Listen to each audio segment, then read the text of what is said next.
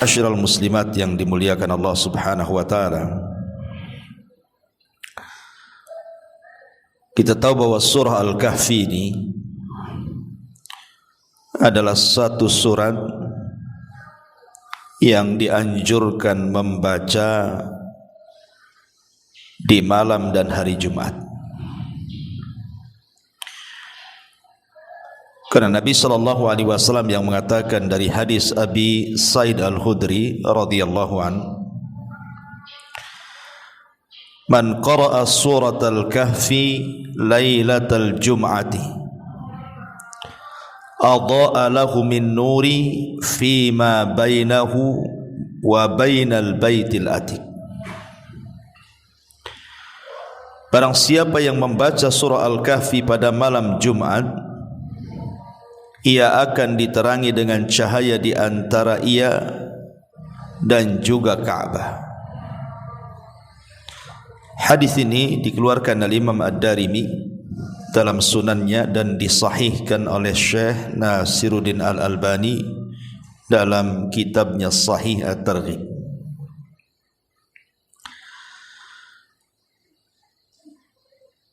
Kemudian juga disebutkan dalam riwayat yang lain, "Inna man qara'a suratal kahfi yaumal jum'ati adha'a lahu min nuri ma bainal jum'ataini." Sesungguhnya barang siapa yang membaca surah Al-Kahfi di hari Jumat, ia akan diterangi dengan cahaya di antara dua Jumat. Hadis ini dikeluarkan oleh Imam Al-Hakim Al-Baihaqi, kemudian juga Al-Hafidh Ibn Hajar, dan beliau mengatakan hadithun hasan, sebagai hadis hasan. Dan juga fatwa dari para ulama yang menganjurkan membaca surah Al-Kahfi di hari atau di malam Jumat, seperti fatwa daripada Lajnah Daimah, kemudian Asy-Syaikh bin Baz, Asy-Syaikh Ibnu Utsaimin dan yang lainnya. Lalu sebenarnya apa yang terkandung dalam surah Al-Kahfi ini? Kenapa begitu besar keutamaannya? Walaupun kita tidak menafikan ada sebagian ulama yang melemahkan tentang riwayat-riwayat keutamaan surah Al-Kahfi di hari Jumat, sehingga sebagian mereka tidak menganjurkan, mengkhususkan membaca surah Al-Kahfi karena riwayatnya lemah. Tetapi sebagian yang lain mengatakan riwayat tentang keutamaan membaca surah Al-Kahfi yang dikhususkan di hari dan malam Jumat itu sahih, sehingga sangat dianjurkan untuk dibaca khususnya di hari dan malam Jumat. Terlepas dari polemik itu, kita akan membahas beberapa poin penting dalam surah Al-Kahfi ini. Karena masalahnya, di antara alasan ulama kenapa surah Al-Kahfi ini dianjurkan untuk dibaca, karena salah satunya adalah untuk menangkal fitnah yang sangat besar yang disebut dengan fitnatud dajjal. Dan itu disebutkan dalam sebuah hadis yang dikeluarkan Al-Imam Muslim berdasarkan lisan Nabi sallallahu alaihi wasallam. Apabila seseorang berjumpa dengan Dajjal, apa kata Rasul? "Falyaqra alaihi fawatiha suratil kahfi." Maka bacalah di hadapan Dajjal itu permulaan surah Al-Kahfi, dan dalam riwayat akhir daripada surah Al-Kahfi. Ma'asyiral muslimat yang dimuliakan Allah Subhanahu wa taala, di dalam surah Al-Kahfi ini terkandung 4 poin yang sangat-sangat penting sekali untuk dibahas, di mana 4 poin ini rangkuman daripada fitnah-fitnah Dajjal. 4 poin ini rangkuman daripada fitnah Dajjal. Makanya kenapa surah Al-Kahfi ini bisa menangkal fitnah-fitnah Dajjal. Sebagai gambaran, kita tahu bahwa Dajjal ini adalah makhluk yang Allah Subhanahu wa taala ciptakan untuk memfitnah manusia. Saking dahsyatnya fitnah Dajjal itu sampai-sampai setiap muslim meminta perlindungan kepada Allah dalam setiap solatnya, khususnya sebelum salam dan setelah doa tasyahud. Di situ kita disunnahkan untuk membaca Allahumma inni a'udzubika min fitnati jahannam wa min fitnatil mahya wal mamat wa min fitnati al-qabri wa min fitnati syarri masihi Dajjal. Berlindung dari 4 perkara, salah satunya adalah fitnah Dajjal. Karena Nabi SAW yang mengatakan sejak zaman Adam diciptakan sampai kiamat dibangkitkan, tidak ada fitnah yang lebih besar melebihi fitnah Dajjal. Tidak ada fitnah yang lebih besar melebihi fitnah Dajjal sejak Adam diciptakan sampai alam semesta dikiamatkan. Makanya saking dahsyatnya fitnah Dajjal ini, sampai-sampai Nabi SAW banyak menceritakan kepada para sahabat. Sampai-sampai para sahabat itu karena seringnya diceritakan tentang fitnah Dajjal, sampai di antara mereka ketakutan. Bahkan suatu hari Nabi SAW pernah mendapati para sahabat sedang berkumpul di masjid. Kemudian Rasul menghampiri mereka, rupanya mereka sedang bicara tentang Dajjal. Kemudian para sahabat mengatakan, "Ya Rasulullah, jangan salahkan kami kalau kami ini terus terpikir dengan adanya Dajjal sampai kami mengira bahwa Dajjal itu ada di kebun kurma Madinah." Saking seringnya Rasul bicara soal Dajjal. Artinya Nabi SAW kalau ada kesempatan, baik dalam khutbahnya atau sedang duduk-duduk bersama para sahabat atau sedang memberikan wejangan, maka terkadang Rasul menyinggung soal Dajjal. Jadi sering sekali bicara soal Dajjal. Karena salah satu penyebab Dajjal itu muncul ketika tidak ada satupun ustaz, dai, khatib yang bicara soal Dajjal. Sehingga akhirnya Dajjal dilupakan, saat itulah Dajjal dikeluarkan. Ma'asyiral muslimat yang dimuliakan Allah Azza wa Jalla, kita fokus kepada surah Al-Kahfi.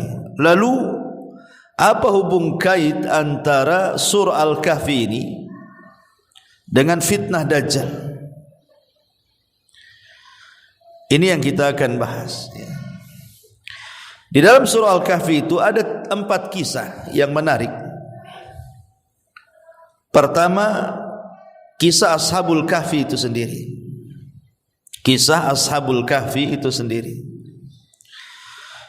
Kisah tentang cerita anak-anak muda yang memperjuangkan agama, kemudian masuk ke dalam gua dan ditidurkan dalam gua selama beberapa abad. Kemudian yang kedua, ada kisah Ashab Al-Jannataini, kisah pemilik 2 kebun, di mana salah satu pemilik 2 kebun itu terfitnah dengan dunia, kufur kepada Allah Subhanahu wa taala alias kufur nikmat. Kemudian yang ketiga, kisah tentang bagaimana Musa alaihi salatu wassalam entah berapa hari, berapa bulan, berapa tahun, tidak dijelaskan dalam Quran, berjalan mencari seorang nabi yang bernama Khidir untuk diambil pengetahuannya bersama pembantunya Yusha ibn Nun. Kemudian yang terakhir, kisah tentang seorang raja yang keliling dunia hanya untuk mendakwahkan dakwah tauhid. Raja ini disebut dengan Dzulqarnain. Dia tidak pernah duduk di singgasananya. Dia keliling ke ujung barat, timur, selatan dengan membawa pasukannya hanya untuk menyebarkan dakwah tauhid. Inilah 4 kisah yang masyhur terdapat dalam surah Al-Kahfi. Taib, ma'asyiral muslimat yang dimuliakan Allah Subhanahu wa taala. Berarti kalau kita simpulkan dari 4 kisah ini, pertama, kisah Ashabul Kahfi bicara tentang fitnah agama. Yang kedua, tentang kisah Ashabul Jannataini bicara tentang fitnah dunia. Yang ketiga, bicara tentang Musa dan Khidir, bicara tentang fitnah pengetahuan atau ilmu. Kemudian yang terakhir, kisah Dzulqarnain yang bicara tentang fitnah kekuasaan, fitnah agama, fitnah dunia, fitnah pengetahuan atau ilmu, dan fitnah kekuasaan. Inilah fitnah-fitnah yang terdapat dalam Dajjal. Makanya kalau kita memahami surah Al-Kahfi, maka kita akan tahu kenapa Rasul menyuruh membaca surah Al-Kahfi ketika berhadapan dengan Dajjal. Taib, kita akan masuk pada fitnah yang pertama, fitnah agama atau fitnah keyakinan. Bicara tentang kisah Ashabul Kahfi, tentu kisah ini sebenarnya sangat menarik sekali kalau kita mau kisahkan dari awal sampai akhir dengan rinci, tetapi tidak cukup waktunya. Kita akan berkisah sedikit saja daripada gambaran anak-anak muda di zaman dulu, artinya di zaman sebelum Nabi sallallahu alaihi wasallam. Ada yang mengatakan bahwa kisah Ashabul Kahfi ini kejadiannya antara setelah meninggalnya Isa dan sebelum lahirnya Nabi sallallahu alaihi wasallam, artinya tengah-tengah. Jadi zamannya itu antara zaman Nabi Isa dan zaman Nabi sallallahu alaihi wasallam, pertengahannya. Karena ketika itu pengikut Nabi Isa alaihi salam itu terbagi menjadi 3 kelompok. Pengikut Isa menjadi 3 kelompok. Kelompok yang pertama, mereka adalah orang-orang yang berperang melawan orang-orang Yahudi dan mereka gugur sebagai syahid. Orang-orang yang mereka berperang melawan orang-orang Yahudi dan gugur sebagai syuhada. Mereka lah orang-orang yang istiqamah di zaman itu dengan syariat Isa, orang-orang Nasrani yang murni akidah mereka. Kemudian kelompok yang kedua, kelompok yang tidak bisa mempertahankan akidah Nasraninya, sehingga mereka akhirnya murtad dan mengikuti orang-orang Yahudi. Kemudian kelompok yang ketiga inilah yang kemudian mereka istiqamah, berusaha mempertahankan akidah Isa bin Maryam dengan berbagai macam fitnah yang mereka hadapi. Mereka bersembunyi dan mereka terus memperjuangkan syariat Isa dan istiqamah. inilah yang kemudian akar cerita Ashabul Kahfi. Ini kelompok yang ketiga. Ma'asyiral muslimat yang dimuliakan Allah Azza wa Jalla, ada dua versi tentang kisah Ashabul Kahfi ini. Versi yang pertama, karena jumlah Ashabul Kahfi ini tidak banyak, Al-Quran menyebutnya paling sedikit jumlah mereka 3 orang, dan yang keempatnya seekor anjing. Atau jumlah mereka adalah 4 orang dan yang kelimanya seekor anjing. Ataupun mereka adalah 5 orang yang keenamnya seekor anjing. Atau mereka 7 orang dan yang ke-8-nya seekor anjing.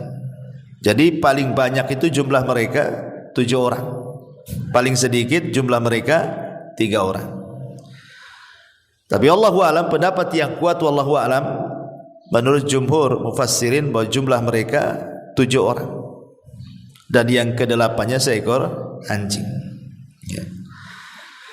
Jadi dahulu ada 7 pemuda ini mengadakan safar. Mereka para muwahhidun. Mereka adalah orang-orang yang istiqamah dengan ajaran Isa bin Maryam. Karena ingat, di zaman itu agama yang paling hak adalah agama Nasrani. Kan Islam belum ada. Tapi setelah Islam muncul, maka tidak bisa kita katakan Nasrani yang paling hak, justru Islam yang paling hak. Tapi di zaman itu memang Nasrani adalah agama yang paling hak, ajaran Isa itu, karena Rasul belum ada. Jadi 7 anak-anak muda ini sedang safar. Akhirnya lewat di sebuah kerajaan. Jadi lewat di sebuah kerajaan, dan kerajaan itu digerbang. Tidak bisa masuk ke kerajaan untuk melewati perjalanan mereka, kecuali harus lewat gerbang.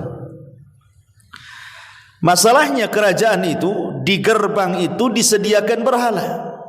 Siapapun yang lewat dari gerbang itu dan masuk ke kerajaan tadi, maka dia tidak boleh lewat kecuali harus menyembah berhala. Tidak boleh lewat. Sebab kalau tidak menyembah berhala dan tetap lewat, dibunuh. Akhirnya 7 orang ini ketika dihadapkan untuk menyembah berhala tidak maulah, karena mereka adalah orang-orang yang berakidah. Mereka orang-orang yang istiqamah dengan ajaran Isa bin Maryam. Terpaksalah kemudian mereka pun menunggu di luar gerbang itu. Lah saat menunggu di luar gerbang, secara otomatis mereka perlu makan, perlu minum dan begitu seterusnya. Kemudian mereka punya ide untuk membuat tempat pemandian. Ya. Jadi mungkin kayak sekarang ini toilet umum lah gitu ya. Jadi dipisah, ini untuk ikhwan, ini untuk akhwat gitu ya. Akhirnya kemudian setelah mereka membuat seperti itu, banyaklah orang-orang yang lewat sebelum masuk kerajaan, entah mereka ingin mandi, ingin buang hajat gitu ya. Maka mereka akan menggunakan jasa tempat pemandian yang dibuat oleh anak-anak muda ini. Ya, hanya dengan cara itu mereka cari uang kan gitu ya. Akhirnya kemudian lewatlah anak raja membawa wanita yang bukan istrinya, yang bukan mahramnya. Jadi ketika itu anak raja ini hendak masuk ke pemandian tersebut, maka oleh anak muda ini dilarang. Kalau engkau ingin masuk silahkan, tapi yang si wanita sebelah sana, tidak boleh ikhtilat. Ya. Tapi kemudian karena dia anak raja, dia sesumbar dan mengatakan, kau tidak tahu siapa saya ini anak raja, biarkan saya dengan wanita ini masuk.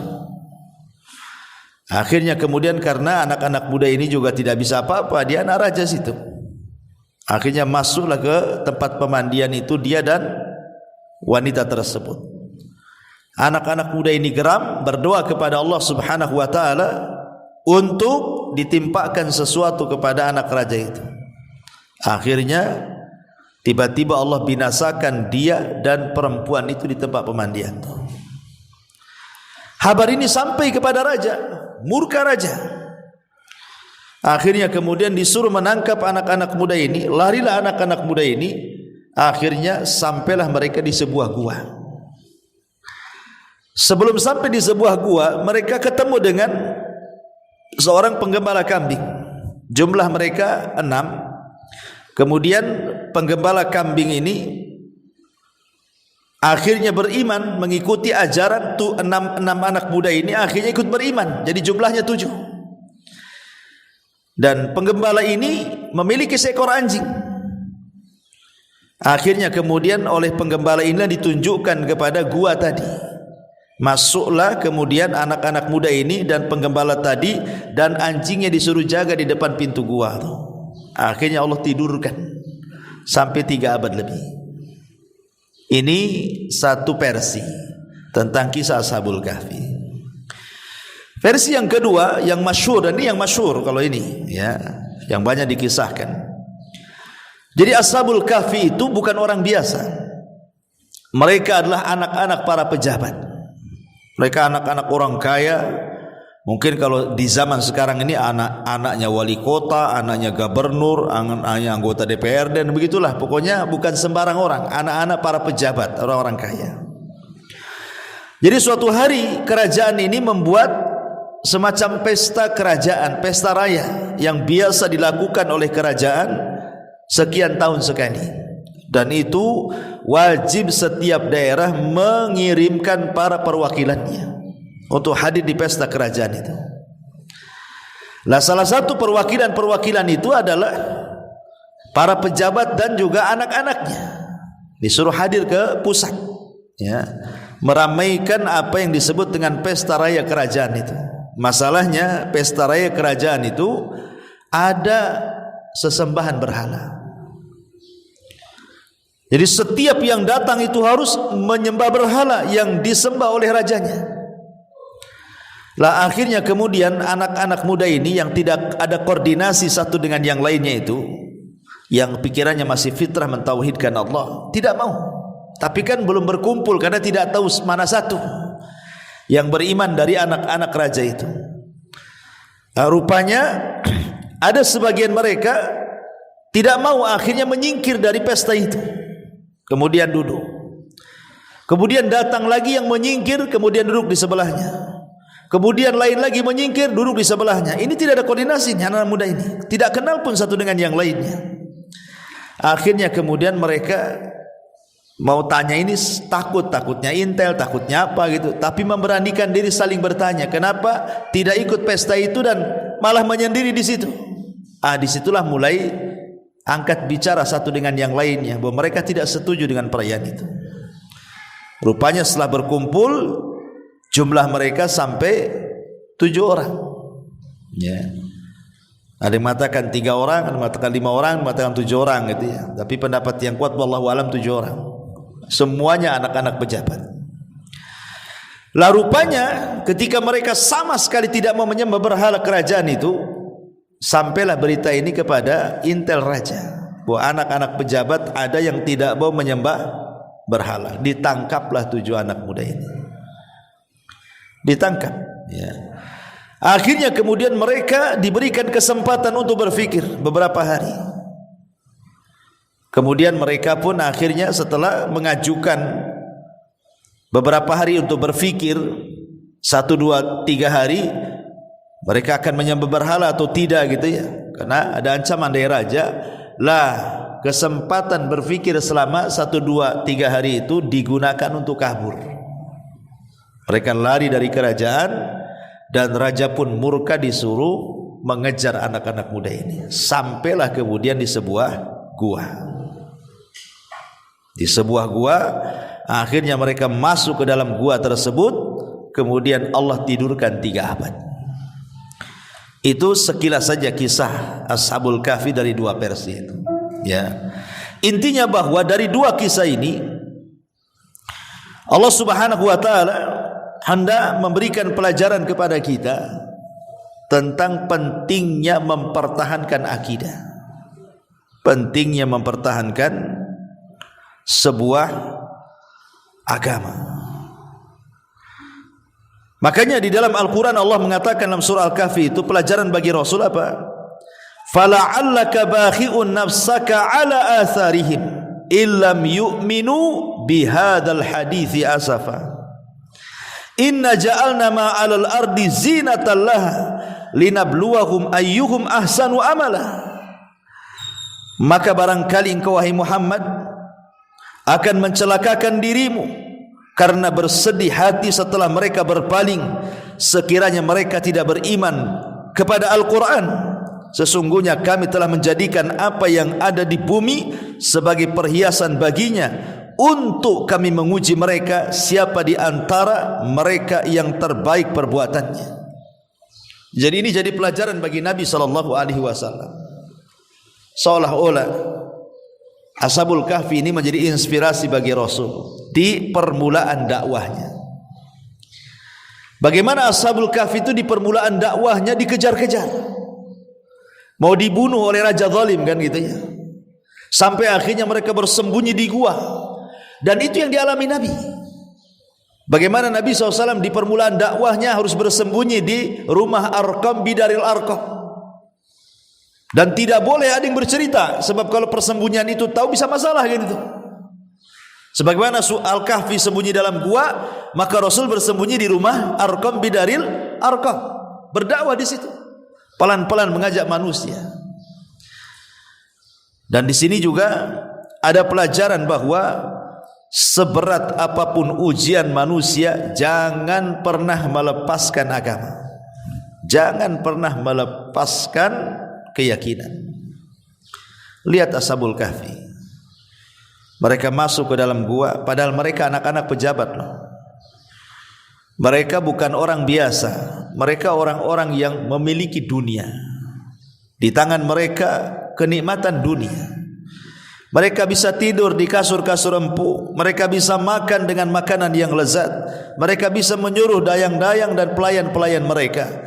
Tapi itu semua ditinggalkannya, malah tidur pula di tanah, di dalam gua, ketakutan dikejar-kejar, hanya mempertahankan iman dan juga akidah dan agamanya. Ini penting ya.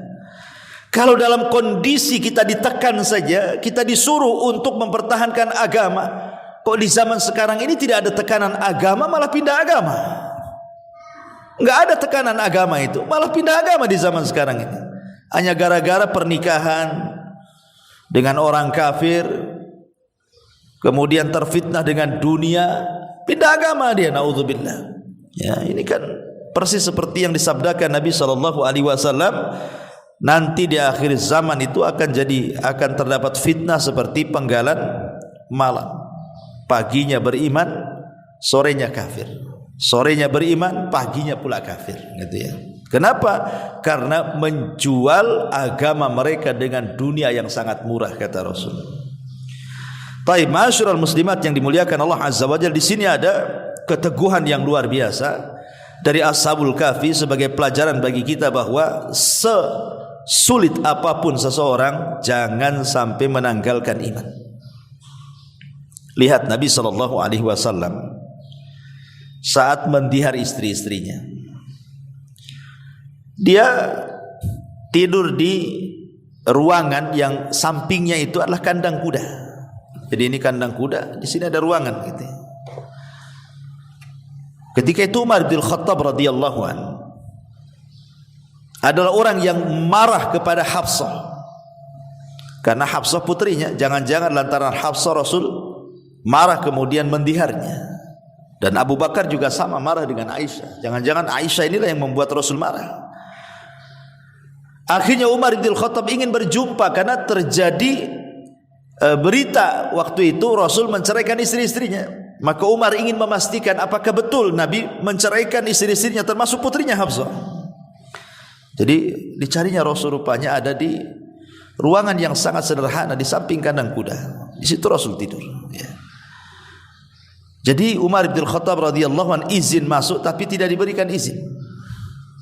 Mungkin Umar ini takut kalau Rasul tidak suka mendengar soal pembicaraan soal istri-istrinya. Jadi Umar ini berteriak kepada orang di sekitarnya yang menjaga siapa yang boleh masuk, siapa yang tidak. bahwa aku tidak akan membicarakan soal rumah tangga Nabi.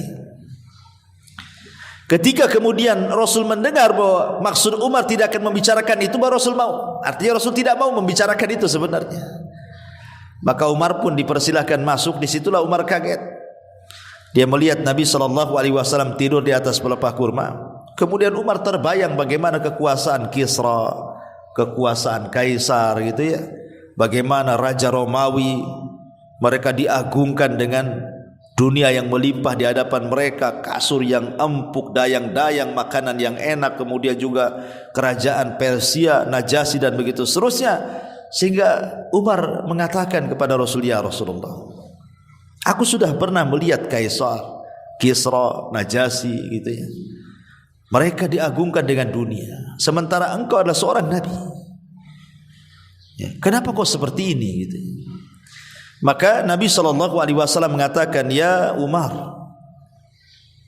sesungguhnya apakah kau suka Allah menyegerakan kepadaku di dunia seperti mereka? Sesungguhnya kemuliaan itu hanya ada pada Allah Subhanahu wa taala. Diingatkan Umar.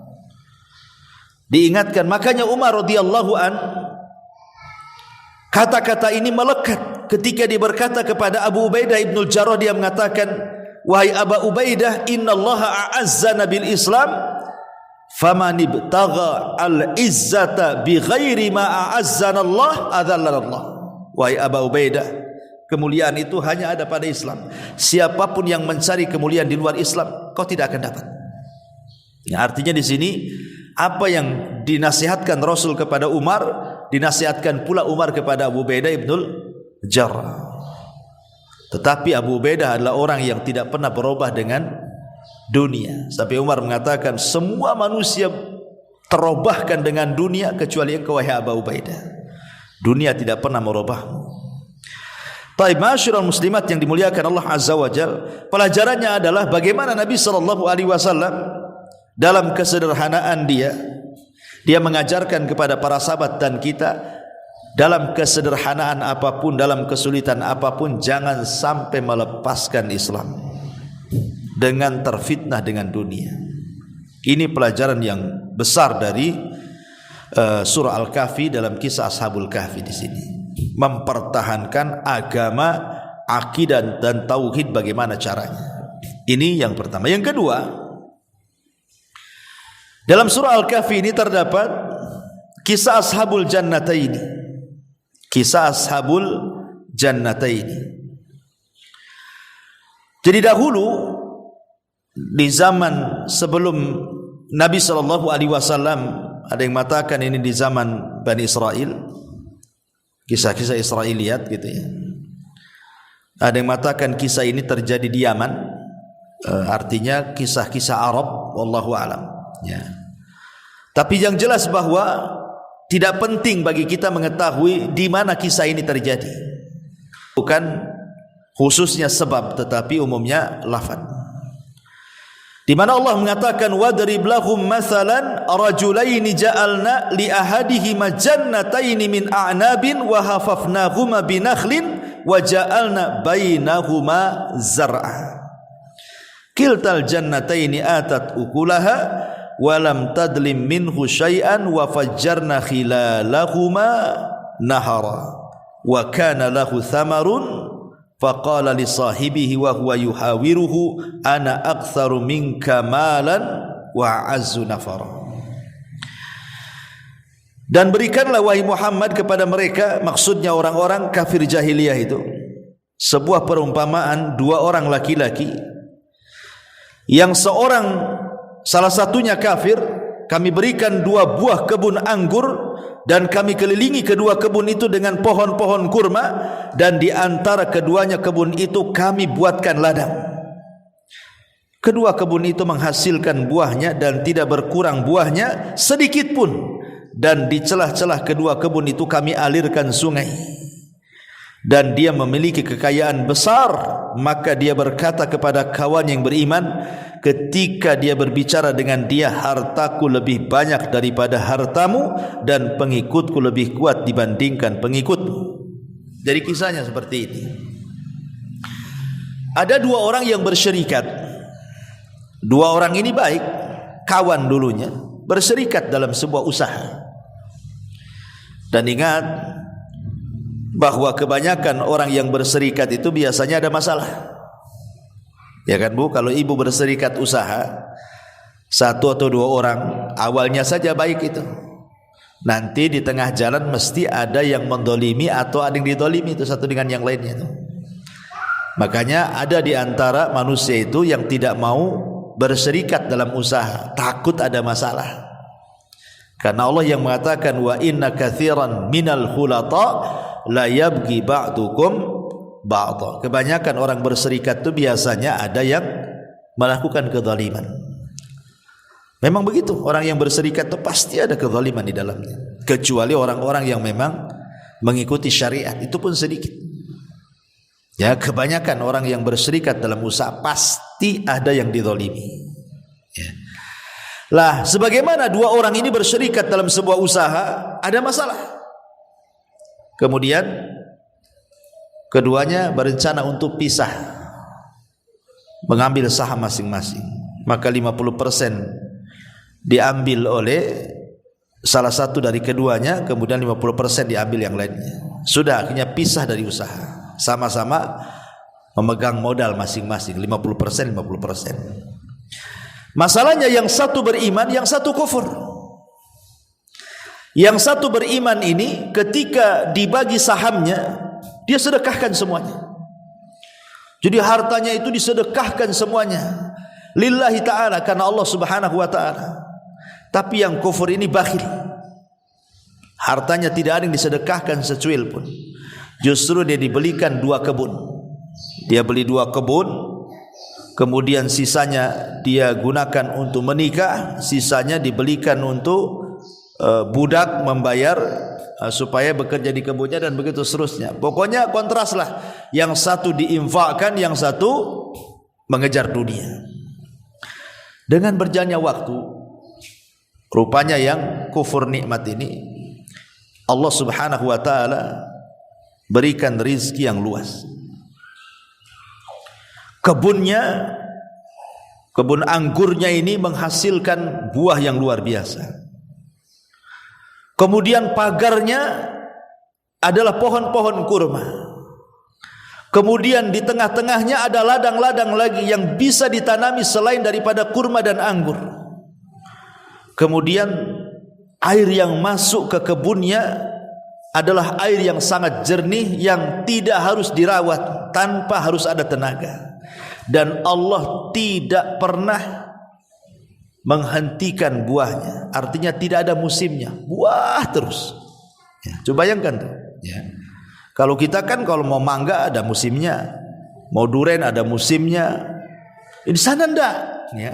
Jadi anggurnya tidak ada musimnya, bisa dipetik kapan saja. Kurmanya tidak ada musimnya, termasuk tanaman-tanaman lain tidak ada musimnya. Akhirnya lambat laun jadilah dia kaya. Dan ini pelajaran, kalau ada orang yang diberikan kekayaan seolah-olah usahanya itu tidak pernah gulung tikar, buka ini berhasil, buka itu berhasil, buka ini berhasil. Kan ada orang yang seperti itu tuh. Dia buka usaha apa saja berhasil. Ya, ingat bahwa ketika Allah subhanahu wa ta'ala bukakan rizki kepada manusia, sementara dia kafir, atau mungkin dia tidak sholat, atau mungkin dia fasik, tapi dalam usaha dia bagus, bukan berarti itu keberhasilan. Itu istidraj. Ya, sebagaimana orang ini kan, orang ini kafir, tapi Allah berikan kekayaan. Ini namanya istidraj. Sengaja Allah subhanahu wa ta'ala buka rizki seluas-luasnya, tapi ingat, ada waktu Allah menghancurkannya. Jadi jangan tertipu. Itu hanya istidraj saja, bukan menunjukkan bahwa kalau Allah bentangkan kekayaan tanda Allah cinta kepadanya. Tidak. Ya, karena kekayaan itu bukan barometer cinta dan tidaknya Allah kepada hamba. Karena namanya kaya itu berserikat antara mukmin dan kafir masalahnya. Qarun kaya, kemudian Sulaiman juga kaya, Abu Jahal kaya, Abu Bakar juga kaya. Artinya kekayaan itu berserikat mukmin kafir, sehingga bukan menunjukkan tanda sayang Allah kepada hamba dengan banyaknya kekayaan. Ya. Jadi orang ini diberikan luas luar biasa kekayaannya. Kebunnya semakin maju, kekayaannya semakin banyak, pengawalnya semakin banyak, dan begitu seterusnya. Jadi suatu hari kawannya yang beriman ini sudah ludes hartanya karena diinfakkan di jalan Allah. Dia hanya mengharap surga saja. Jadi dia sedang kesulitan ekonomi. Daripada dia kerja kepada orang, dia teringat kawannya yang dulu pernah berserikat dengan dia, yang sekarang jadi kaya. Boleh jadi kalau dia bekerja kepada mantan kawannya dulu yang berserikat, itu kan lebih mudah urusan-urusannya. Rupanya terbalik. Ketika dia datang melamar, tiba-tiba datang saja dia dibodoh-bodohkan. Lihat, bodoh kau ini, dulu kau banyak harta seperti aku, katanya. Kenapa kau infakkan? Kenapa kau tidak seperti aku, dibelikan kebun, dibelikan sampai kau kere sekarang? Nah, gitu bahasanya. Dibodoh-bodohkan kawannya ini. Ya. Sebab dia infak dibodoh-bodohkan. Tetapi yang kawan orang yang kufur ini, dengan zalimnya kepada dirinya, dia pun mengatakan, ma'adunnu antabida hadihi abada. Aku kira kebun ini tidak akan binasa selamanya. Wa ma'adunnu sa'ata qa'imatan wala in rudittu ila rabbi la ajidanna khairan minha munqalaba, katanya. Dan aku kira hari kiamat tidak akan tegak, dan kalaupun tegak pasti Allah akan memberikan yang terbaik di akhirat sebagaimana Allah telah memberikan yang terbaik di dunia. Dikiranya kalau di dunia Allah berikan yang terbaik, di akhirat sama gitu. Ya. Tidak demikian, karena sekali lagi siapa yang diberikan kekayaan secara istidraj, berarti itu kecelakaan bagi dia. Kalau Allah memberikan kekayaan karena istidraj, sengaja dibukakan, padahal dia tidak solat, padahal dia tidak puasa, padahal dia tidak zakat, padahal dia kafir gitu ya. Ingat, ini kekayaan istidraj, artinya ada batasnya. Allah sengaja membentangkan untuk dihancurkan. Akhirnya terjadilah hiwar, saling adu hujah gitu ya. Yang satu ngejek, yang satu ngingatin, yang satu ngejek, yang satu ngingatin, gitu saja. Sampai pada waktunya, intinya dia tidak mau menerima sebenarnya, tapi dia ingin menunjukkan kesombongan kekayaannya dengan mengejek kawannya dan begitu seterusnya. Sampai sebelum orang ini pergi, dia mau tunjukkan kebunnya, ya. Karena dia mengatakan, saya lebih banyak hartanya daripada kamu, saya lebih banyak pengikutku daripada kamu. Ayo, kalau enggak percaya, lihat kebunku. Ketika masuk dalam kebunnya, yang kawan orang yang beriman ini mengingatkan, ya, walaula iddakhalta jannata qulta masyaallah la quwata illa billah. Cobalah sebelum kau masuk kebunmu itu, jangan lupa membaca masyaallah la quwata illa billah. Seolah-olah apa, orang ini mengatakan, orang yang beriman ini, bahwa kebun ini milik Allah, bukan milik kamu. Maka katakan Masya Allah. Kalau bukan karena kehendak Allah, kamu tidak akan kaya, gitu ya. Katakan Masya Allah. La quwata illa billah. Engkau ini tidak ada daya dan kekuatan, semua milik Allah kok, kan itu. Rupanya dia tidak mau mengucapkan kalimat itu. Apa yang terjadi? Akhirnya Allah binasakan kebunnya, anggurnya jatuh ke parap-parapnya, sehingga tidak tersisa satu tanaman pun, kecuali Allah binasakan. Dari sini kita tahu bahwa kisah ini menunjukkan bagaimana orang-orang ini terfitnah dengan kekayaan. Ya, orang ini kan terfitnah dengan kekayaan, seolah-olah dunia itu segala-gala baginya. Tidak. Lah Dajjal itu datang di akhir zaman dengan membawa fitnah dunia. Kalau Dajjal mengatakan kepada langit hujan, hujan itu langit itu. Kalau Dajjal mengatakan kepada bumi tumbuh, tumbuh bumi itu. Kalau Dajjal mengatakan kepada bumi, keluar pembendaharaan kamu, keluar semuanya, emasnya, peraknya, jamrudnya, macam-macam dari perut bumi itu. Apapun yang dikehendaki Dajjal dari kenikmatan dunia, Allah berikan kekuatan kepada Dajjal untuk fitnah. Dajjal memiliki rububiyah Allah, tapi sengaja Allah berikan itu untuk memfitnah manusia, gitu maksudnya. Makanya kenapa di akhir zaman itu yang paling banyak terfitnah, maaf, itu ibu-ibu tuh. Yang paling banyak terfitnah itu ibu-ibu. Saking takutnya bapak-bapak sama istrinya, sama anak perempuannya, sama bibinya, sampai dirantai. Dirantai di rumahnya, dipasung bahasa kitanya, jangan sampai dia keluar berjumpa dengan Dajjal. Sebab kalau seandainya ibu-ibu ini berjumpa dengan Dajjal, minta sesuatu, kemudian Dajjal penuhi permintaannya, maka ibu akan kelepek-kelepeklah di depan Dajjal. Minta apa bu? Minta tas. Langsung dikasih tuh. Ambil tuh di mall tuh. Minta apa lagi? Minta emas. Ada di depannya. Pakai semua. Kuningkan badanmu. Ya. Mau apa? Sama suami saja nggak dikasih, sama Dajjal dikasih. Bagus ikut Dajjal, kan begitu logikanya. Minta sama suami tak dikasih, minta sama Dajjal dikasih pula, kan gitu ya. Makanya banyak ikut Dajjal ya. Ini menunjukkan bahwa Dajjal itu mau fitnah dunia. Makanya dalam surah Al-Kahfi juga diterangkan tentang kisah orang-orang yang terfitnah dengan dunia. Ini yang kedua. Yang ketiga ya, dalam surah Al-Kahfi ini juga ada kisah tentang Musa dan Khidir. Ini fitnah ilmu, fitnah pengetahuan.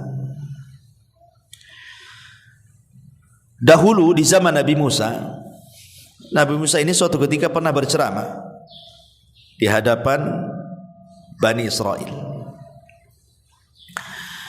Kemudian setelah berceramah, adalah Bani Israel ini tiba-tiba nyeletuk di hadapan Nabi Musa dan mengatakan, "Ya Musa, adakah orang yang lebih alim daripada kamu?" Kata Nabi Musa, "Tidak ada." Ucapan Musa ini benar. Memang di zaman itu belum ada orang yang mengungguli Nabi Musa. Siapa yang bisa mengungguli Nabi Musa dari segi pengetahuan? Dia seorang nabi, dia seorang rasul, dia ulul azmi, dia kalimur rahman, dia orang yang paling masyhur dari nabi-nabi Bani Israel, padanya kitab Taurat, macam-macam keutamaan Musa itu. Sehingga wajar kalau umpamanya ketika Musa ditanya, ada enggak orang yang lebih alim dari kamu? Kata Musa, tidak ada. Ucapan Musa benar. Cuman yang jadi masalah, Musa ketika mengatakan tidak ada itu lupa mengucapkan kalimat insya Allah. Itu saja sebenarnya. Harusnya Musa mengatakan insya Allah tidak ada, gitu maksudnya. Tapi Musa main mengatakan tidak ada. Makanya atabahullah, Allah hukum Musa karena menasabkan kepada dirinya. Harusnya dinasabkan kepada Allah. Insya Allah tidak ada, harusnya kan begitu. Dan dari sini menunjukkan pentingnya ucapan insya Allah. Karena nanti di akhir zaman Ya'juj wa Ma'juj itu kan dikurung tuh di benteng Dzulqarnain, tidak bisa keluar. Tetapi ketika pimpinan Ya'juj dan Ma'juj itu ketika menggali lubang, diilhamkan mengucapkan insya Allah, besoknya jebol tuh dinding tuh. Karena kan setiap hari Ya'juj dan Ma'juj itu kan melubangi.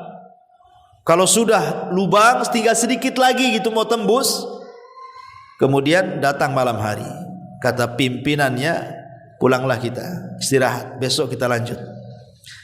Ketika besok dilanjut, rupanya lubang itu sudah kembali semula, nggak ada bekas lubangnya lagi. Digali lagi. Kemudian kata pimpinan, besoklah kita gali lagi. Rupanya besoknya datang sudah nggak ada lubangnya, kembali ke semula gitu. Tapi nanti di akhir zaman tuh pimpinan Ya'juj dan Ma'juj itu akan mengatakan, nahfiru ghadan insyaallah. Sudah, ini sudah malam. Insyaallah besok kita akan gali lagi. Ketika pimpinannya diilhamkan mengucapkan insya Allah, mereka datang, lubang itu tidak kembali semula, masih ada. Makanya mereka meneruskan. Dan pimpinannya mengatakan insya Allah besok kerja lagi. Mereka datang lagi, rupanya lubang ini tidak kembali semula, tetap lubangnya seperti itu. Digali lagi, terus akhirnya jebol dan mereka berhasil keluar. Lihat bagaimana dahsyatnya kaul insya Allah di sini. Sampai orang kafir sekelas Ya'juj dan Ma'juj saja bisa keluar gara-gara ucapan insya Allah, gitu maksudnya. Makanya ketika Musa lupa mengucapkan insya Allah, akhirnya kemudian Nabi Musa alaihi salatu wassalam pun dihukum oleh Allah, dan Allah katakan ada orang yang lebih alim daripada kamu. Kemudian Allah mengatakan seorang laki-laki yang bernama Khidir. Dia punya pengetahuan yang engkau tidak punya.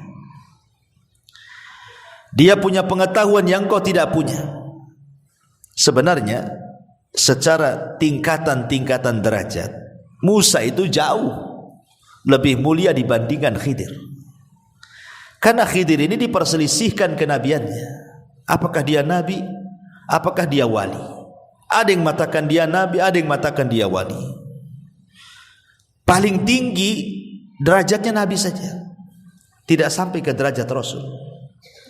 Tapi Musa ini kan bukan hanya nabi, rasul, ulul azmi, kalimur rahman, punya kitab Taurat gitu ya.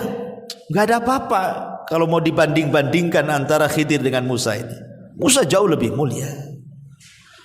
Tapi Allah Subhanahu wa taala ingin mengajarkan kepada Nabi Musa apa? Menundukkan kesombongan dan menanamkan rahmat, kasih sayang. Sebab kalau orang sudah hilang kesombongan, pasti akan tertanam kasih sayang. Tapi ketika orang itu tertanam kesombongan, maka yang terjadi adalah kerasnya hati sehingga dicabut rahmat pada dirinya. Jadi pelajaran terbesar sebenarnya pada kisah Nabi Musa dan Khidir itu adalah dua perkara ini. Berusaha untuk tidak sombong, berusaha untuk menanamkan rahmat kasih sayang. Dari mana kita tahu? Karena Allah Subhanahu wa taala memerintahkan Musa yang jauh lebih mulia belajar kepada yang di bawahnya. Artinya kan melepaskan kesombongan di situ. Ya. Yang kedua, menanamkan rahmat. Karena pelajaran yang diterima Nabi Musa dari Khidir itu semua cerita rahmat, kasih sayang. Contoh, pelajaran yang pertama, Nabi Musa diajarkan apa? Melubangi kapal. Nabi Musa dengan Khidir naik kapal nih. Pemilik kapal ini orang miskin. Ya. Kemudian ketika sampai di tepian, tiba-tiba Khidir melubangi pula, merusak kapalnya orang miskin, dirusak kapalnya. Musa heran lah, ini yang sudah punya kapal orang miskin dirusak pula kan gitu kan. Tapi sebenarnya Khidir ini ingin mengajarkan kepada Musa kasih sayang kepada orang miskin ini. Sebab apa? Sebab kalau kapal itu tidak rusak, tidak dilubangi oleh Khidir, maka kapal itu akan diambil penguasa zalim. Jadi kalau nampak nih ada kapal bagus nih, prajurit lewat, oh kapal bagus nih punya siapa? Ambil. Nah, diambil, akan diambil. Tapi ketika melihat oh kapalnya rusak, apa itu kapal rusak, biarkan saja. Nah, jadi sebenarnya Khidir itu merusak kapal karena kasihan dengan orang miskin itu. Sebab kalau tidak dirusak diambil gitu ya. Maka dirusak sama Khidir supaya jangan diambil. Nanti kalau memang orang fakir itu mau memakai, tinggal diperbaiki saja. Ini kan menanamkan kasih sayang namanya kan, kepada orang miskin. Kemudian kisah yang kedua, pelajarannya adalah ketika Nabi Musa alaihi salam nampak ada anak kecil, Nabi Khidir nampak ada anak kecil, tiba-tiba diambil, disembelih, dibunuh. Ya Musa otomatis ini marah lah kan gitu kan. Kok bunuh orang, kok sembarang main bunuh-bunuh gitu ya. Tapi Khidir ingin menanamkan kasih sayang di balik pembunuhan anak kecil itu. Karena Khidir seorang nabi, diberitahu oleh wahyu bahwa anak ini kalau besar nanti durhaka sama orang tuanya. Kasihan sama orang tuanya, daripada menyiksa orang tuanya, kubunuh saja. Tentu ini juga sebagai dalil bahwa Nabi Khidir itu bukan wali tapi nabi. Kenapa? Karena Khidir tahu sebagai mukjizatnya anak kecil yang dibunuhnya ini kalau sudah besar akan jadi durhaka. Tidak mungkin Khidir tahu kecuali karena wahyu. Berarti dia seorang nabi. Itu bagi yang berpendapat Khidir nabi gitu ya. Berarti di sini pun ada pelajaran kasih sayang. Khidir membunuh anak kecil supaya kalau sudah besar tidak menyusahkan orang tuanya. Kemudian yang ketiga, ketika Khidir dan Musa masuk ke sebuah daerah, ingin dijamu gitu ya. Rupanya satu desa itu bakhil, tidak ada yang mau ngasih jamuan kepada Musa dan Khidir. Maka Khidir mengajak Musa, ayo kita keluar cari kampung lain. Sebelum keluar dari kampung itu, rupanya di perbatasan kampung itu ada rumah mau roboh. Kata Khidir kepada Musa, tunggu dulu, kita perbaiki rumah ini. Kata Musa, Khidir, daripada kita ini memperbaiki rumah roboh entah siapa pemiliknya, bagus kita ya cari yang jelas-jelas gitu ya. Memperbaiki rumah yang roboh, ada pemiliknya, dapat upah, kita bisa makan. Kita kan lagi lapar nih, cari makan.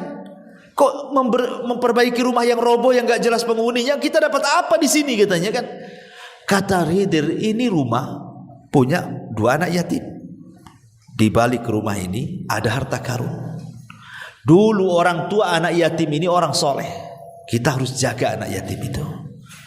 Sebab kalau seandainya orang-orang desa tahu bahwa rumah ini ada harta karun setelah roboh, maka kita tidak menjaga harta anak yatim. Akhirnya diperbaiki itu sama Khidir dan Musa. Lihat bagaimana Khidir menanamkan kepada Musa sifat rahmat kasih sayang kepada anak yatim. Ya, yang pertama orang miskin, yang kedua kepada orang tua, yang ketiga kepada anak yatim. Lah jadi pelajaran yang diambil oleh Nabi Musa kepada Khidir itu apa? Pertama menundukkan kesombongan di mana Musa suruh belajar kepada orang yang di bawahnya. Yang kedua, pelajaran-pelajaran Khidir kepada Musa semua bicara soal apa? Soal kasih sayang. Ya, itu pelajaran besarnya yang bisa kita petik dari kisah Khidir dan Musa. Dan lebih daripada itu, Khidir mengajarkan kepada Musa tentang luasnya rahmat Allah, luasnya pengetahuan Allah. Ketika Khidir berada di perahu bersama Nabi Musa, nampaklah ada burung terbang nukik gitu ya. Kemudian burung ini mengambil seteguk air lautan kemudian terbang lagi.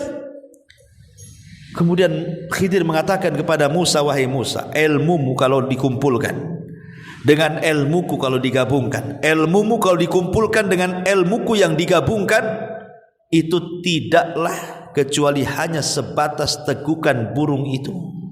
Itulah banyaknya ilmu kita berdua, seperti air yang diteguk burung itu katanya. Adapun pengetahuan Allah itulah seluas samudra ini katanya. Nah ini juga ada pelajaran bahwa jangan pernah sombong dengan ilmu yang sedikit, karena ilmu Allah itu luas. Khidir ini seolah-olah mengingatkan, kan Musa ini kan waktu berceramah dikatakan kan sama Bani Israel, wahai Musa, ada nggak orang yang lebih alim? Kata Musa nggak ada katanya. Di sini Khidir mengingatkan, Musa, ilmumu dengan ilmuku ini dibandingkan ilmu Allah, itu hanya seperti seteguk air yang dimakan atau diminum burung kemudian pergi. Lah samudra ini ilmu Allah gitu, jangan sombong gitu maksudnya. Kita ini siapa gitu dibandingkan ilmu Allah. Lah ini juga Nabi Musa diajarkan bahwa tidak boleh orang itu takabur, ya, sombong tidak boleh. Ma'asyiral muslimat yang dimuliakan Allah Azza wa Jalla, Dajjal itu salah satu fitnahnya adalah sombong, kesombongan. Karena dia seolah-olah memiliki pengetahuan yang tidak dimiliki manusia. Dia diberikan rububiyah Allah Subhanahu wa taala yang tidak diberikan kepada manusia dengan pengetahuannya Dajjal itu. Makanya kemudian Dajjal itu sanggup menyuruh langit untuk hujan-hujan, menyuruh langit untuk kering-kering, menyuruh bumi untuk tumbuh-tumbuh, menyuruh bumi untuk kering ya kering. Pokoknya luar biasa Dajjal itu. Sampai-sampai ada orang anak muda ini beriman, punya pengetahuan, talabul ilmi, mencari Dajjal, ya, mencari Dajjal, kemudian ketemu sama prajuritnya dan mengatakan, mau kemana kamu? Saya mau berjumpa dengan Dajjal. Oh tidak bisa, engkau tidak mungkin berjumpa dengan Tuhan kami, kata pengikutnya itu. Tetapi kemudian Dajjal mengetahui bahwa ada anak muda yang beriman yang ingin berjumpa. Kata Dajjal, biarkan dia berjumpa denganku, katanya. Kemudian anak muda yang beriman ini berilmu mengatakan, engkau adalah Dajjal, engkau adalah pendusta, engkau bukan Tuhan. Jadi di hadapan pengikutnya tuh, kata Dajjal, kalau kutunjukkan sesuatu kepadamu, mau kau beriman bahwa aku Tuhan? Akhirnya anak muda, bahkan tidak, justru kalau engkau tunjukkan sesuatu makin yakin kau ini pendusta, katanya. Akhirnya anak muda ini dipegang kemudian digergaji jadi dua. Kepalanya ini digergaji jadi dua belah, darah memuncrat kemana-mana, digergaji. Kemudian Dajjal lewat di kedua belah tubuhnya itu, di tengah-tengah tubuhnya Dajjal lewat tuh. Kemudian setelah lewat, orang ini kan terbelah menjadi dua, Dajjal lewat di tengah-tengahnya. Tiba-tiba Dajjal mengatakan kepada dua tubuh yang terbelah itu, menyatulah dan hiduplah. Akhirnya tubuhnya menyatu, hidup lagi. Ya, kata Dajjal, lihat, bukankah sudah aku tunjukkan kesaktianku? Maukah kau beriman kepadaku? Aku ini Tuhan. Kata anak muda ini, makin yakin kau adalah Dajjal, katanya. Justru makin yakin kalau ini kau Dajjal, awar, kafir gitu ya kan. Akhirnya Dajjal emosi, kemudian mau menusuk anak muda ini dengan pisau dia. Tetapi Allah tidak kuasakan kepada Dajjal mampu membunuh anak muda ini, sehingga karena takut kelemahannya diketahui para pengikutnya, akhirnya dia pun melemparkan anak muda ini ke api sebelah kirinya. Karena Dajjal itu kemana-mana bawa api dan air. Jadi dilemparkan ke dalam api, yang hakikatnya api itu adalah air dan air itu api. Maksudnya api itu adalah sorga, air itu adalah neraka. Tapi sebelum anak muda ini masuk ke dalam api itu, anak muda sudah mengingatkan bahwa Dajjal tidak akan sanggup membunuhku, jangan kalian percaya dengan dia. Tapi karena anak buahnya Dajjal sudah tertutup hidayah, mereka pun tidak bergeming dengan ucapan anak muda itu, tidak yakin, sampai anak muda ini masuk ke dalam api dan mati oleh Dajjal. Ya. Lah dari sini ma'asyiral muslimat yang dimuliakan Allah Azza wa Jalla, sehebat apapun Dajjal itu, dia tidak bisa melawan orang yang beriman, yang berilmu. Tetapi ingat bahwa ini anak muda pilihan. Tidak semua orang bisa menghadapi Dajjal. Makanya Rasul mengatakan, kalau engkau mendengar ada Dajjal, sebaiknya jangan dihadapi, pergi, menyingkir, kata Rasul. Faliyan a'anhu, jangan coba-coba dihadapi, karena fitnahnya sangat dahsyat. Dari sini pelajaran bagi kita, jangan pernah masuk ke daerah-daerah fitnah. Jangan pernah masuk ke tempat-tempat fitnah, ke tempat-tempat syubhat, jangan masuk. Kalau kita ini tidak kuat imannya, jangan pernah masuk ke tempat-tempat fitnah. Karena Rasul saja mengatakan kalau berjumpa dengan Dajjal kabur. Sebab kalau berjumpa betul-betul, nanti kita tidak bisa menghadapi, kita pula jadi pengikut dia, gitu maksudnya. Maka sekecil apapun tempat syubhat, tempat fitnah itu jangan didatangi. Ya, seperti mamanya orang jalan-jalan ke negeri-negeri kafir. Buat apa? Ya, menghabiskan uang jalan-jalan ke negeri kafir itu buat apa coba? Bagus untuk umroh, untuk haji yang sudah jelas-jelas gitu ya. Kemudian menyumbang kepada tempat-tempat ibadah, fuqara wal masakin, jelas. Daripada kita jalan-jalan ke negeri kafir yang jelas-jelas itu negeri penuh dengan fitnah dan syubhat. Ya. Nanti sampai di sana malah terfitnah. Terfitnah dengan dunia, terfitnah dengan syubhat agama, luntur akidah kita dan begitu seterusnya. Nauzubillah gitu ya. Maka jauhi tempat-tempat fitnah itu. Ini kisahnya Nabi Musa dan juga Khidir. Kemudian yang terakhir ya adalah kisah Dzulqarnain. Dzulqarnain ini adalah fitnah kekuasaan. Yang bicara tentang fitnah kekuasaan. Tapi Dzulqarnain ini satu-satu raja dari 4 raja dunia yang beriman. Maksudnya yang menguasai dunia secara utuh ya, sebagian besar dunia dikuasai. Karena hanya ada 4 raja ya yang pernah menguasai sebagian besar dunia. 2 beriman, 2 kufur. Yang beriman Dzulqarnain dan juga Sulaiman. Kemudian yang kufur Namrud di masa Ibrahim. Kemudian yang kedua Bukhtu An-Nasr, Bukhtun Nasr yang pernah membantai orang-orang Yahudi Palestina, Raja Babylon ya, di zaman Nabi Yahya kalau tidak salah. Taib masyurul muslimat yang dimuliakan Allah Azza wa Jalla, salah satunya adalah salah satu dari fitnah dalam surah Al-Kahfi adalah fitnah kekuasaan. Tapi Dzulqarnain ini berbeda dengan Namrud yang terfitnah dengan kekuasaan dan berbeda dengan Bukhtun Nasr. Dia jadikan kekuasaannya untuk dakwah. Dia jadikan kekuasaannya untuk berdakwah. Jadi dia itu subhanallah melakukan perjalanan yang disebutkan dalam Al-Quran itu ke 3 arah.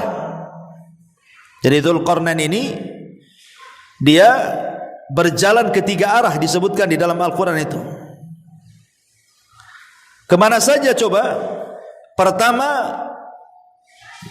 maghrib asy-syamsi. Dia mengarah ke tempat terbenamnya matahari, ke arah barat. Jadi perjalanan Dzulqarnain itu ke arah barat. Baru yang kedua, matla' asy-syamsi, ke arah terbenamnya terbitnya matahari. Jadi perjalanan yang pertama ke arah barat, ke arah terbenamnya matahari. Kemudian yang kedua ke arah terbitnya matahari. Artinya kemana? Ke ujung timur. Baru setelah ke arah barat, ke arah timur, baru Dzulqarnain ke arah sebaliknya, imma ke arah selatan atau ke arah utara. Ya. Kemudian mendapatkan Dzulqarnain ini di antara dua gunung. Didapati di belakang kedua gunung itu ada satu kaum yang hampir tidak memahami pembicaraannya. Jadi Al-Quran menyebutkan tiga arah perjalanan Dzulqarnain: arah barat, arah timur, dan arah yang tidak jelas apakah utara ataukah selatan. Yang jelas akhirnya berjumpa dengan sebuah kaum yang tidak bisa dipahami bicaranya. Rupanya setelah berusaha untuk memahami bicaranya, Dzulqarnain paham bahwa kaum itu diganggu oleh makhluk yang bernama Ya'juj wa Ma'juj, kabilah yang sangat jahat. Makanya kemudian Dzulqarnain memageri antara kampung yang suka diganggu Ya'juj dan Ma'juj dengan Ya'juj dan Ma'juj itu betul-betul dibuatkan benteng sehingga mereka tidak bisa keluar dari situ. Dan benteng itu tidak bisa dijebol sampai kiamat dibangkitkan, karena jebolnya benteng itu berkaitan dengan tanda-tanda kiamat besar. Ya, apabila benteng itu jebol, berarti keluarlah Ya'juj wa Ma'juj. Kapan itu? Saat Isa bin Maryam sudah berhasil membunuh Dajjal. Baru keluar fitnah Ya'juj dan Ma'juj gitu ya. Tapi pelajarannya adalah di sini, Dzulqarnain ini dia kemana-mana berdakwah. Dan dia orang yang suka memperbaiki wilayah-wilayah dan daerah-daerah kalau mau beriman. Jadi Dzulqarnain cuma dua, mau beriman atau mati. Kalau mau beriman, ku perbaiki daerah kalian. Tapi kalau tidak beriman, ku bantai semua kalian. Cuma dua saja, mati atau beriman. Itu ya. Makanya berhasil Dzulqarnain itu kemana-mana keliling dunia berdakwah, sehingga mengislamkan banyak manusia. Ada yang mengatakan, kata Syekh Utsaimin rahimahullah ta'ala, bahwa Dzulqarnain itu seorang raja yang masuk Islam karena dakwahnya Ibrahim. Jadi dia kalau melihat kurun zaman di zaman Dzulqarnain itu, maksudnya saat kurunnya sezaman dengan Nabi Ibrahim. Dzulqarnain itu sezaman dengan Nabi Ibrahim, karena yang mengislamkan Dzulqarnain adalah Ibrahim. Yang mengajarkan tauhid kepada Dzulqarnain adalah Ibrahim. Bahkan pernah suatu ketika tawaf bersama Ibrahim dengan Dzulqarnain. Dari situlah kemudian Dzulqarnain mengemban tugas yang sangat besar, dakwah tauhid yang diajarkan Ibrahim kepadanya, dan dia jadikan kekuasaannya sebagai alat dakwah keliling dunia. Lah sebagaimana Dzulqarnain ini keliling dunia berdakwah tauhid, Dajjal ini sebaliknya. Dalam waktu 40 hari 40 malam, yang satu harinya sama dengan setahun, hari keduanya sama dengan sebulan, hari ketiganya sama dengan sepekan, kemudian hari-hari berikutnya sama dengan hari biasa. Selama 40 hari 40 malam, Dajjal itu keliling dunia. Tidak ada satu bumi, satu jengkal pun kecuali diinjak Dajjal. Disitulah Dajjal mencari pengikut sebanyak-banyaknya, dan berhasil. Sehingga pengikutnya luar biasa gitu ya Dajjal itu, karena fitnah yang luar biasa. Kecuali orang-orang yang dirahmati Allah saja yang tidak jadi pengikut Dajjal, itu pun sedikit. Sampai Isa pun dan Imam Mahdi dan pasukannya sampai bersembunyi di Bukit Tur sampai turunnya Isa bin Maryam, baru berhasil membunuh Dajjal. Tapi lihat bagaimana Dajjal menyebar dengan kekuasaannya, fitnah di mana-mana, tapi Dzulqarnain dengan kekuasaannya menjadi alat dakwah menyebarkan tauhid. Inilah 4 kisah yang disebutkan dalam surah Al-Kahfi empat-empatnya bicara dan menangkal tentang fitnah Dajjal, fitnah agama, karena Dajjal itu tujuannya hanyalah memfitnah agama manusia. Orang suruh kufur, suruh ikut dia. Kemudian yang kedua fitnah dunia, karena Dajjal itu dengan pengetahuan ataupun rububiyah yang Allah anugerahkan kepada Dajjal sebagai fitnah, itu salah satunya adalah memurtadkan orang dengan cara apa? Mengiming-imingi dunia supaya orang murtad, ya. Kemudian yang ketiga fitnah pengetahuan, yang bisa melawan Dajjal itu ilmu, sebagaimana kisah anak muda tadi yang mau dibunuh Dajjal itu, ya. Kemudian tidak bisa, akhirnya dilempar ke neraka, itu karena punya pengetahuan.